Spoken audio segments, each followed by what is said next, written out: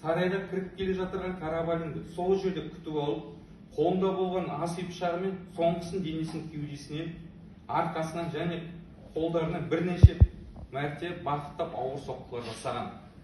Соққы салдарынан Қарабалин еденге құлап, оқиға орнында тілге келместен қаза болған.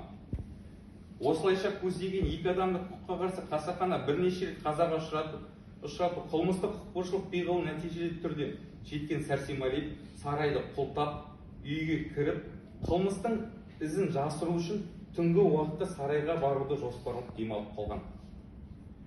Сол күні сағат 00 шамасында Сәрсенғалиев қылмыстың ізін суыту жолындағы жоспарын толыққанды жүзеге асыру үшін сарай ішіне кіріп, кереуеттің астының бөлігінде қара жерді 1 метр 30 сантиметрде тереңдігін қазып, өзі өлтірген Қарабалин мен Учаскеловтың денелерін сол қазылған жерге көміп, бетіне линолеум төсеп, кереуетті қойып, қылмыстық ізін толықтай жасырған.